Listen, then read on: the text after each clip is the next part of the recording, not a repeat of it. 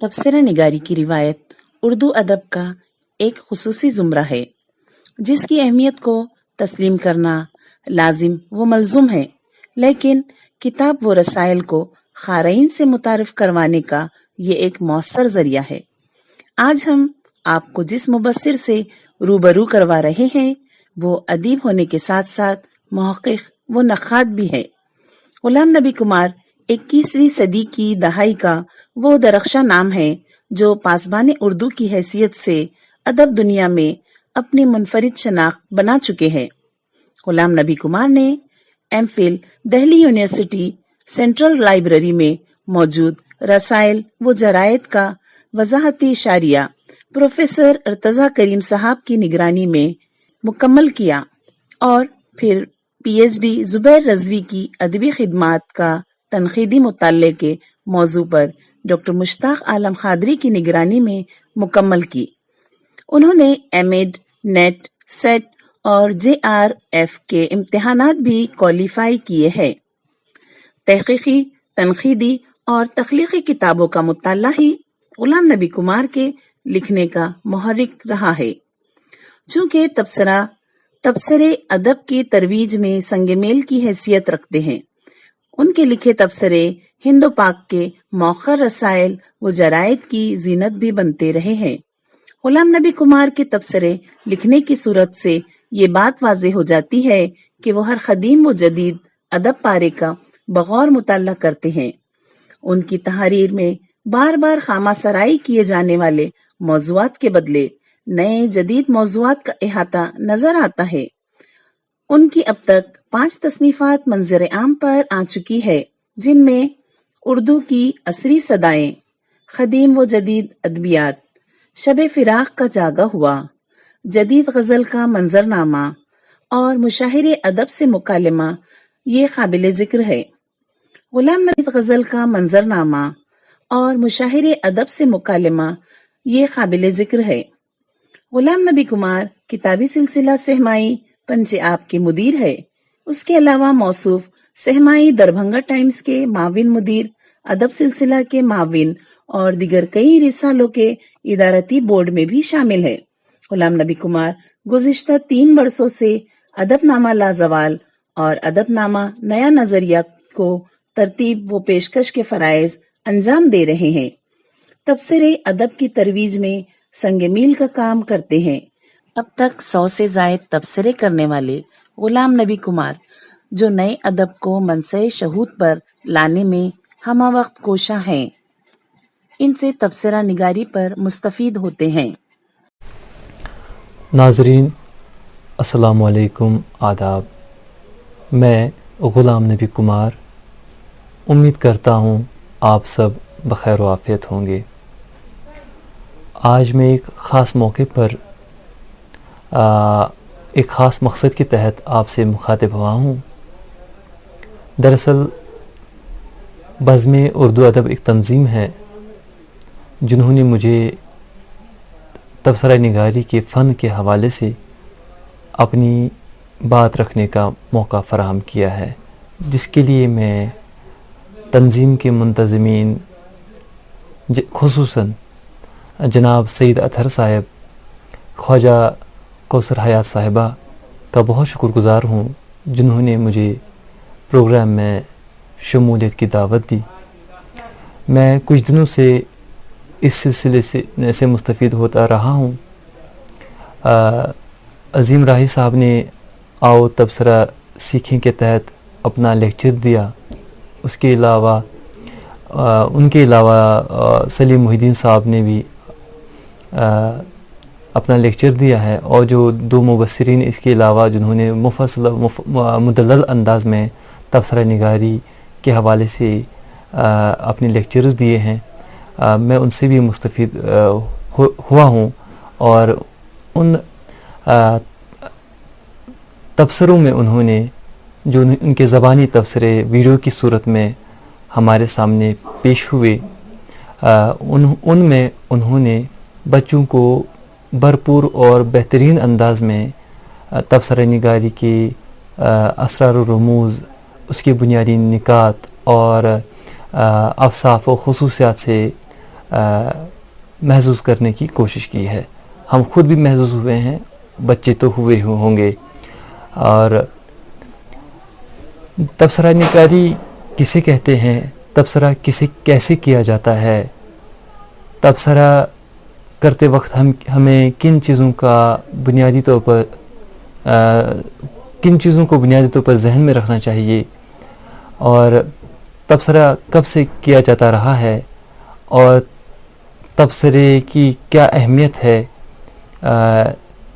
یہ سب باتیں ہم نے اپنے مبصرین سے سیکھی ہیں, اور ان چیزوں کا بار بار ریپیٹیشن بھی ہوگا.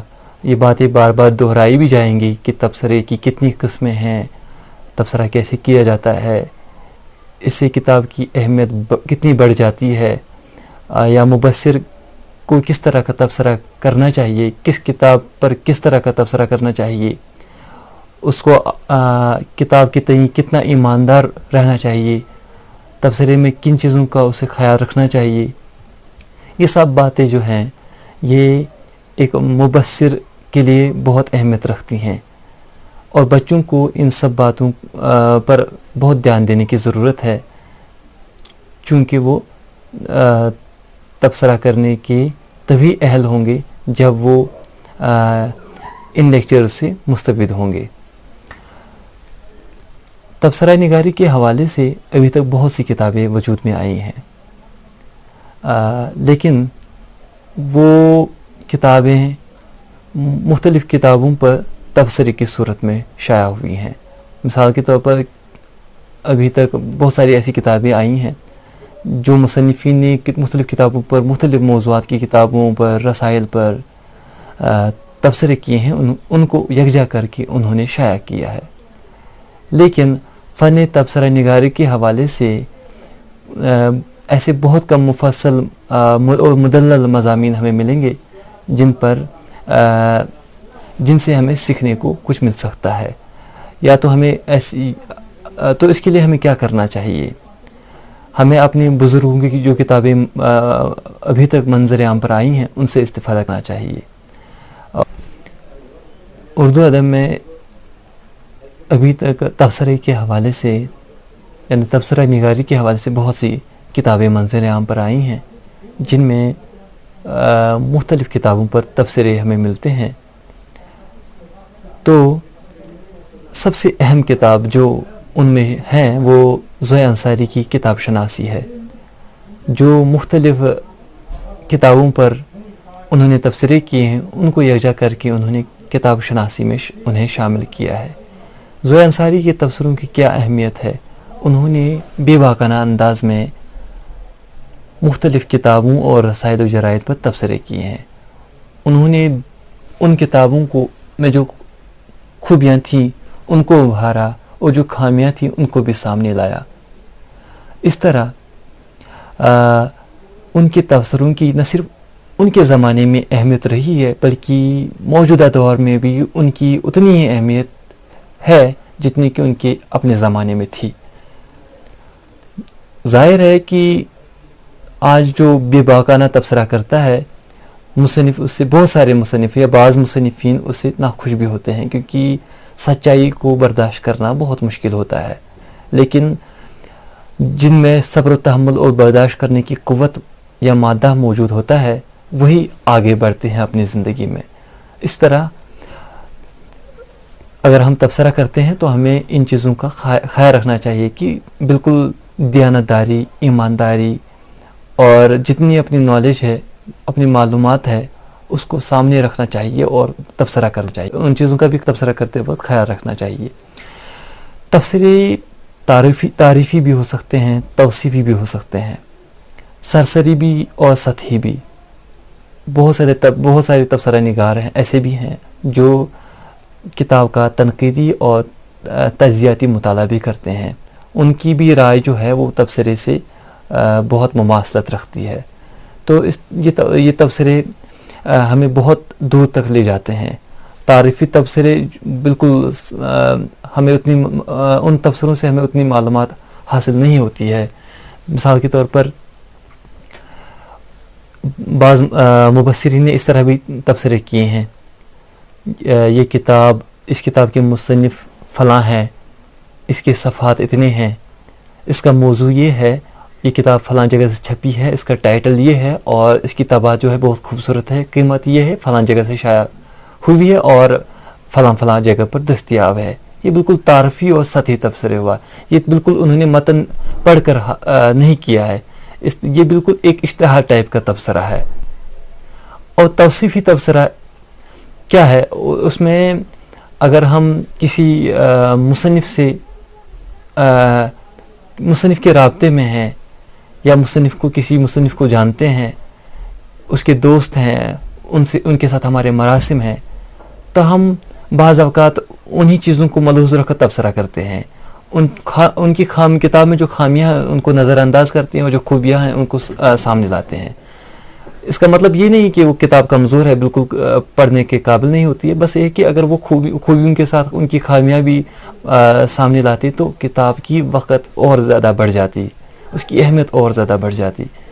تو ان چیزوں کا بھی ہمیں تبصرہ کرتے وقت خیال رکھنا چاہیے. اس کے علاوہ ایک کتاب آئی ہے فاروقی کے تبصرے، شمس الرحمن فاروقی نے بھی تبصرے کیے ہیں، ان کی کتاب بھی آئی ہے جو ریختہ پر دستیاب ہے. جو ہم میں جو بچے ہیں، بس نام اگر ان کو یاد رہے کہ فاروقی کے تبصرے کون سی کتابیں آئی ہیں تبصروں کی، وہ ان سے اب جب زندگی کے آگے کسی مرحلے میں آئیں گے، جب وہ باضابطہ طور پر تبصرہ کرنے کی کوشش کریں گے، تو یا ظاہر ہے ان کے اندر اتنی اہلیت نہیں ہے کہ وہ بڑے بڑے رائٹروں، ناقدین یا مبصرین کی کتابیں پڑھ سکیں، لیکن پھر بھی اگر انہیں نام یاد رہتا ہے اور وہ ابھی زبانی گفتگو سن سکیں کہ کس طرح کی چیزیں ہمیں ذہن میں رکھنی ہیں تبصرہ کرتے وقت، تو یقیناً بہت آگے بڑھ سکتے ہیں اپنی زندگی میں. تو ابھی میرے پاس کچھ تبصروں کی کتابیں ہیں جن سے میں آپ کو یہ نمونے کے طور پر میں دکھا رہا ہوں، بس یہ نمونہ ہے، آپ کو صرف یاد رکھنا ہے کہ کون سی کتابیں ہیں آئی ہیں تبصروں کی. تو ان کتابوں میں یہ تبصرے کی کتابیں ہیں، اور ان میں مختلف کتابوں پر تبصرے شامل کیے گئے ہیں جن کو کتابی صورت میں بعد میں شائع کیا گیا ہے. یہ آباد بصیرت ہے، ڈاکٹر عزیز اللہ شیرانی صاحب کی یہ کتاب ہے. ان کی اس کے علاوہ بھی تبصرے کی کتابیں شائع ہوئی ہیں ڈاکٹر عزیز اللہ شیرانی کے تبصرے نام سے. یہ دیکھیے کتنی ضخیم کتاب ہے. مطلب اس سے یہ ثابت ہوتا ہے کہ اس مصنف نے ڈاکٹر عزیز اللہ شیرانی صاحب نے کتنی کتابوں کو پڑھا ہے، پھر ان پر اپنی آرا پیش کی ہے. اب یہ تبصرہ اس کتاب کو پڑھنے کے بعد ہی، یا ان کے تبصروں کو پڑھنے کے بعد ہی ہمیں پتہ چل سکتا ہے کہ انہوں نے تعریفی تبصرے کیے ہیں، تعارفی تبصرے کیے ہیں یا توصیفی، تجزیاتی تبصرے کیے ہیں یا تنقیدی. تو ان کتابوں کو پڑھنے کے بعد ہی ہمیں یہ چیزیں پتہ چل سکتی ہیں. یہ شاخسار کے اداریے اور تبصرے کرامت علی کرامت صاحب کی ہے. شاخسار ایک رسالہ تھا جو 1965 سے 1973 عیسوی تک شائع ہوتا رہا. بعد میں مدیر کے انتقال کے بعد وہ بند ہوا. ایک اہم رسالہ تھا جس کے اداریے کرامت علی کرامت صاحب نے بھی لکھے ہیں، اور اس رسالے میں ان کے تبصرے بھی شامل ہوتے رہے ہیں. ان تبصروں کو بعد میں یکجا کر کے انہوں نے اس کتاب میں شامل کیا ہے، شائع کیا ہے. اور اس کتاب کے تبصروں سے بھی ہم سیکھ سکتے ہیں، اندازہ کر سکتے ہیں کہ کس طرح کے تبصرے کیے جاتے رہے ہیں، اور بعد میں ہم فیصلہ لے سکتے ہیں کہ کن کے تبصرے زیادہ اہم اور پائیدار ہے، جن سے ہمیں آگے بڑھنے میں مدد مل سکتی ہے. یہ ایک اہم مصنف اور نقاد ہیں، محقق ہیں، پروفیسر گیان چند جین. آپ جموں یونیورسٹی میں پروفیسر رہے ہیں اور آپ کی کئی کتابیں شائع ہوئی ہیں. انہوں نے جو مختلف کتابوں پر مقدمے اور تبصرے کیے ہیں وہ اس کتاب میں انہوں نے شامل کیے ہیں. ان کے تبصرے بھی آپ اس کتاب سے پڑھ سکتے ہیں. ماہر القادری کے تبصرے، جس طرح زویا انصاری کی کتاب شناسی کی اہمیت ہے، اسی طرح ماہر القادری کے تبصروں کی بھی اپنی ایک الگ اور انفرادی اہمیت ہے. اس کتاب سے بھی ہمیں بہت کچھ سیکھنے کو مل سکتا ہے. تبصرہ نگاری کی جو اسرار و رموز ہیں، جو نکات ہیں، ان سے واقف ہونے میں مدد مل سکتی ہے۔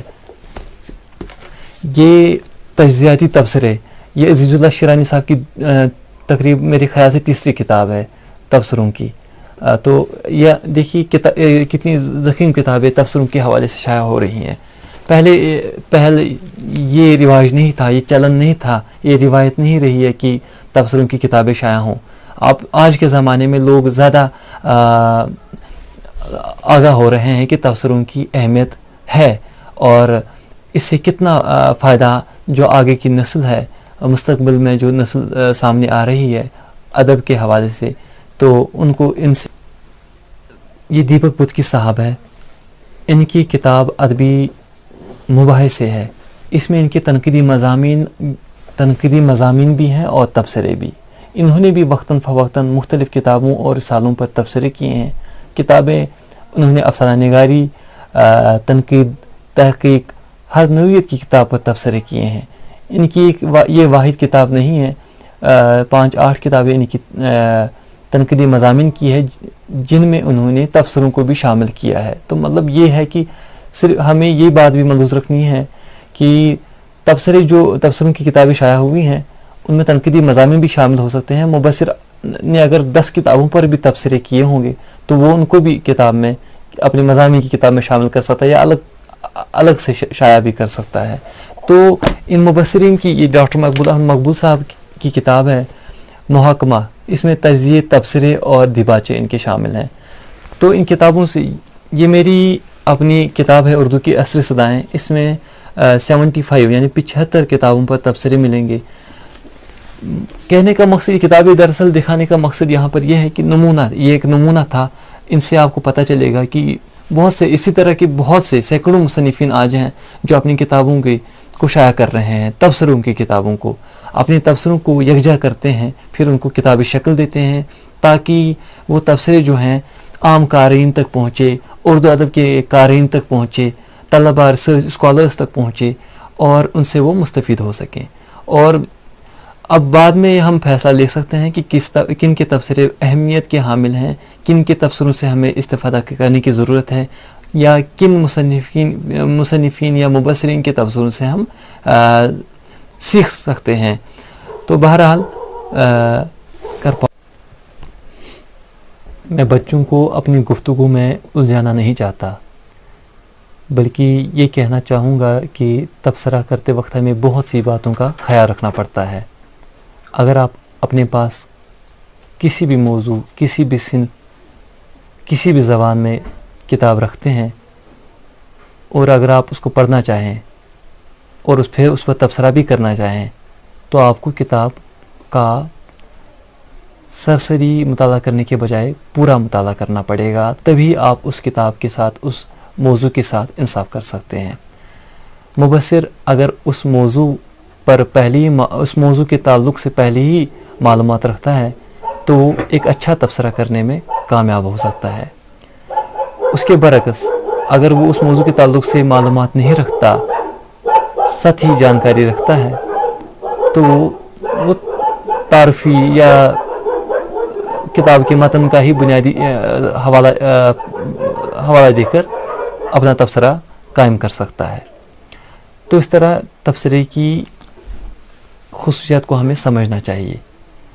جو شخص، جو مبصر کتاب کے متن کا بھرپور مطالعہ کرتا ہے، اس کی زبان کو سمجھتا ہے، مصنف موضوع کا احاطہ کر پایا ہے کہ نہیں اس کو سمجھ سکتا ہے، اور کس کو کوٹ کیا ہے، کہاں سے مواد لیا ہے، اور اس طرح کی اور باتیں ہیں جن کو ہمیں سمجھنے کی ضرورت۔ اگر مبصر ان چیزوں کو پکڑ لیتا ہے تو وہ ایک کامیاب تبصرہ نگار کہلا سکتا ہے۔ اور